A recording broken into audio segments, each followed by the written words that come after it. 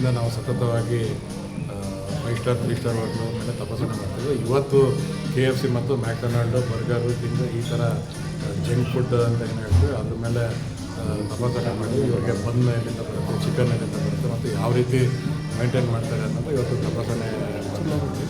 ನಿನ್ನೆ ಸುಮಾರು 25 ಹೋಟ್ಲು ನಾವು ತಪಾಸಣೆ ಮಾಡಿದಾಗ ಒಂದು 35 ಸ್ಯಾಂಪಲ್ ತೆಗೆದಿದ್ವಿ. ಈ 35 ಸ್ಯಾಂಪಲ್ನ ಅನಾಲಿಸಿಸ್ ಕಳಿಸಿದ್ವಿ. ಇದರೇನಾದ್ರು ಅನ್ಸೇಫ್ ಅಂತಂದರೆ ನಾವು ಕೇಸ್ ಹಾಕಿ ಕ್ರಿಮಿನಲ್ ಕೇಸ್ ಹಾಕಿ ಪ್ರಾಸಿಕ್ಯೂಷನ್ಗೆ JMFC ಕೋರ್ಟ್ಗೆ ಹಾಕ್ತೀವಿ. ಇನ್ನು ಮಿಕ್ಕಿದ್ದು ಕ್ಲೀನಿನೆಸ್ ಇರಲಿಲ್ಲ, ತರಕಾರಿ ಮತ್ತು ಇದೆಲ್ಲ ಕೊಳೆತ ಸ್ಥಿತಿಯಲ್ಲಿ ಇರೋದ್ರಿಂದ ಈಗಾಗಲೇ ನೋಟಿಸ್ ಕೊಟ್ಟಿದ್ವಿ. ಅವ್ರು ಬಂದು ರಿಪ್ಲೈ ಕೊಡೋದಕ್ಕೆ ಅವ್ರಿಗೆ ಅವಕಾಶ ಕೊಟ್ಟಿದ್ವಿ. ಅವರ ರಿಪ್ಲೈ ನೋಡ್ಕೊಂಡು ಅವ್ರಿಗೆ ನೆಕ್ಸ್ಟ್ ಏನು ಕ್ರಮ ತಗೋಬೇಕು ಕ್ರಮ.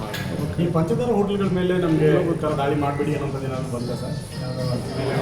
ಆಹಾರ ಸುರಕ್ಷತೆ ಯಾರು ಹಿಂಗೆ ಮಾಡಿ ಹಂಗೆ ಮಾಡಿ ಅಂತ ಹೇಳೋದು ಬರಲ್ಲ. ಯಾಕಂದರೆ ಆಹಾರ ಎಲ್ಲರ ಫೇವ್ರೇಟ್ ರಾಜಕಾರಣಿಗಳು ಹೋಗೋ ಹೋಟೆಲ್ಗಳ ಮೇಲೆ ದಾಳಿ ಮಾಡಿದ್ದೀರಾ? ಅಲ್ಲ, ಅವ್ರಿಗೆ ಒಂದು ರಾಜಕಾರಣಿ ಅಂತಲ್ಲ, ಎಲ್ಲರೂ ಹೋಗ್ತಾರೆ, ಅಧಿಕಾರಿಗಳು ಹೋಗ್ತಾರೆ, ರಾಜಕಾರಣಿಗಳು ಹೋಗ್ತಾರೆ, ಪ್ರತಿಷ್ಠಿತ ಜನಗಳು ಹೋಗ್ತಾರೆ. ಸೊ ನಾವು ಇಷ್ಟು ದಿನ ಏನು ಮಾಡ್ತಾಯಿದ್ದೋ ನಾವು ಬೀದಿ ಬದಿ ವ್ಯಾಪಾರಿ ಮತ್ತು ಚಿಕ್ಕ ಚಿಕ್ಕ ಹೋಟ್ಲುಗಳು ಇದು ಮಾಡ್ತೀವಿ. ಇವತ್ತು ದೊಡ್ಡ ಹೋಟ್ಲಿಗೆ ಮಾಡಿ ಈಗ ಅವ್ರಿಗೂ ಒಂದು ಗಮನಕ್ಕೆ ಬಂದು ಅವ್ರಿಗೊಂದು ಅರಿವು ಮೂಡಿಸ್ದಂಗೆ ಆಗ್ತದೆ, ಇಲ್ಲೂ ಈ ರೀತಿ ಇರುತ್ತೆ ಅಂತ. ಯಾಕಂದರೆ ಮೊನ್ನೆ ನಮಗೆ ಆರೋಗ್ಯ ಸಚಿವರು ಹೇಳಿದಾಗ ನಾವೇನು ತಿಂತಿದ್ದೀವಿ ಅಂತ ತಿಳ್ಕೊಂಡು ಅದು ನಮ್ಮ ಹಕ್ಕು. ಸೊ ನಾನು